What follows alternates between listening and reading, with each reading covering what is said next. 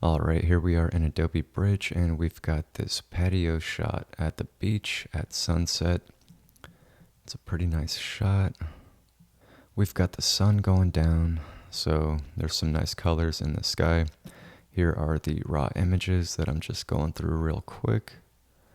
And instead of using multiple images and just blending them together, I'm just going to use one because we're actually getting some motion blur with the trees and stuff like that, and the umbrella right here is actually moving around too, so that will probably result in some motion blur. So I'm just going to use one image, and I think I'm going to grab this one because it actually doesn't have the flash, so I'm not going to have to worry about that. So I think I'll just grab this one, take this right into Camera Raw, and just start making adjustments like usual. I'm going to use this one as my overexposed image. That one will be my overexposed image, and then I'll just kind of do the same thing with this one. Just darken it up. This will be for the sky. Make sure I've got enough color in the sky. Don't want to overdo it though. I think that's a pretty good base right there. Go ahead and close that. And then I'll just grab this one. Hit select sky. Add a mask to that. And Photoshop usually does a pretty good job of selecting the sky, but sometimes it doesn't. Didn't really do that great of a job, but for this particular image, I think it should probably get the job done. And instead of just leaving it like that, I'm just going to basically paint this in with a soft brush. Paint it in down there, paint it out on the left-hand side. I want to lighten up that sky just a tad. And then I'll just go ahead and feather the mask itself. That way we're not getting any harsh artifacts or anything around the mask itself. Now that's pretty decent. So I'm just going to come back and select that layer and go back up to select the sky. Add in a new layer right there. And try and grab this piece right here. It's a pretty big chunk that it's missing. Again, Photoshop doesn't really do that great of a job when it comes to selecting the sky all the time. Sometimes it does, sometimes it doesn't. Has a difficult time understanding what the sky is and what the surrounding objects are. So I'm just going to come in here with the lasso tool and try and clean that up a little bit. And then now that I've got a new layer right there, I'm just gonna brush in some pinks into the sky itself, throw it into a darken blending mode. Just kind of zoom in, make sure I'm not going into areas where I don't want that color to be. If I leave it at 100%, it'll probably be too obvious. And yeah, it's pretty obvious right here that it's not affecting that area, so I'll just bring it back down, maybe even throw a mask on there, and just paint it out of the areas where it didn't really do that great of a job. But I just want a little something there in the sky. But I think that looks pretty decent overall. So I'm going to go ahead and merge all onto a new layer. And then I'm just going to start cleaning things up in the image itself. Just quickly coming in here with the spot healing brush. And just doing what I can to kind of remove that stuff. There's a bunch of people on the beach. And it would be great if I could get them out of the shot. Even though it's at such a distance, it's actually hard to see them. But just in case somebody does kind of come in there and zoom around, I'd like to remove them. So the spot healing brush will do most of the work, but there's a few areas where I'll just need to kind of come in here and basically copy and paste existing pieces of the image and just kind of move it around. And then just basically delete the areas that I don't want it to affect. Just throw a mask into that. And then just feather the mask edge right there. Get it to blend in real nice. It's kind of going overboard since, again, we are at such a distance, but these are the small details that I always notice. Even if nobody else sees it, I see it and it kind of bothers me, so I usually just end up spending a little bit more time just to kind of clean up things.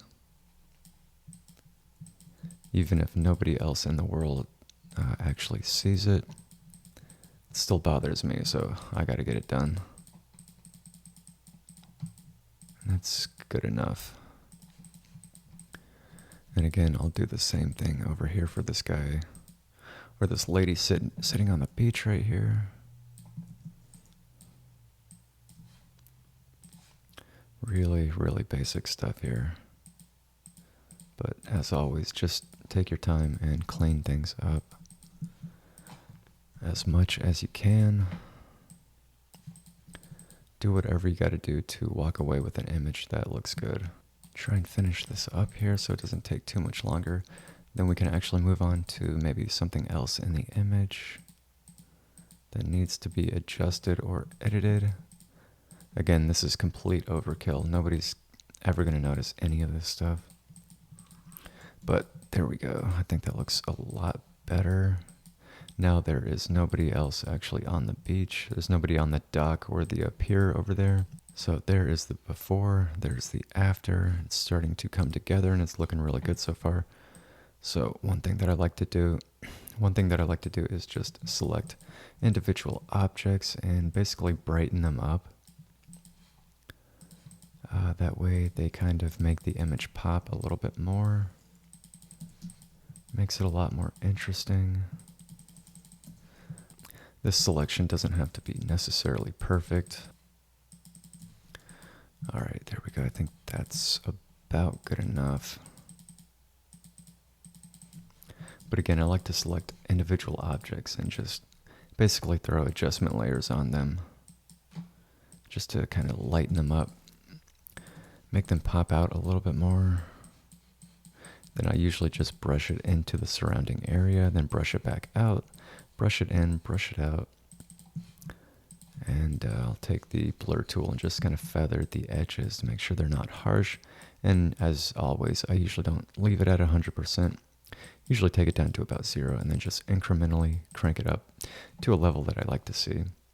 And again, it's not a major change or anything like that, but it just does add something to the image itself to kind of make it a little bit more interesting.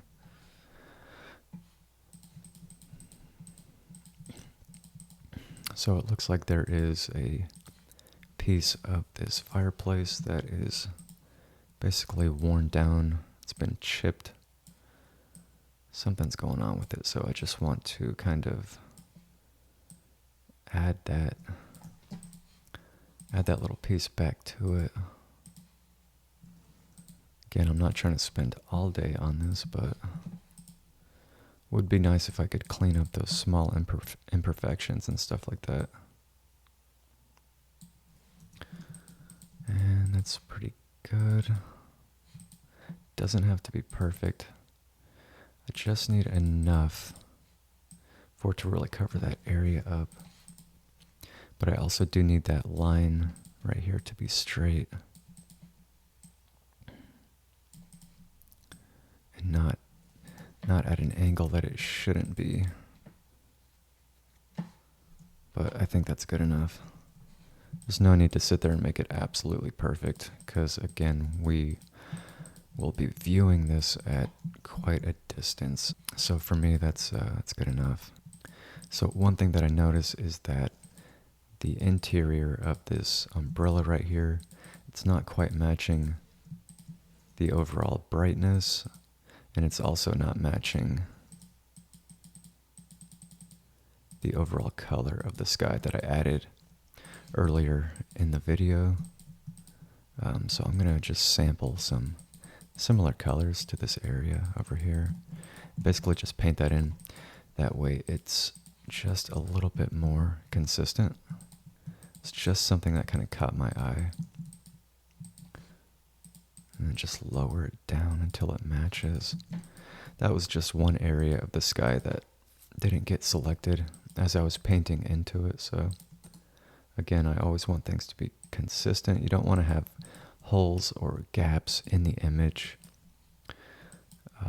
especially when it comes to things like the sky. So I'm just zooming in and out, zooming around, making sure that things are pretty clean. Then I'm just going to add a brightness and contrast layer real quick and just paint that in, just kind of into the left top side. And again, just kind of bring that down a little bit. If I really wanted to, I could spend some time and really make the ocean kind of pop out. But I've got several other images to edit for this property, and I don't really want to take a whole lot of time. Actually, there is one thing that catches my eye, and it's the fact that there are some wrinkles in the in this couch right here. So if I can take 20 or 30 seconds and just remove those, I think it would make the image look a lot cleaner. And it didn't even take that long. So again, I'm just going to run my sharpen pass.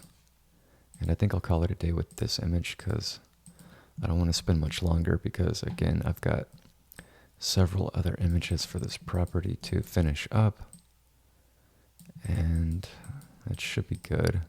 As a last little thing here, I'm just going to make sure that this is level. Don't want to warp the image too much. Definitely don't want to destroy it in that sense. So again, just kind of straighten those things out. There we go. Just really subtle.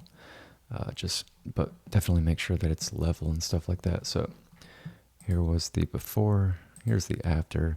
It's looking really good. It looks like it's actually a sunset shot now, you know.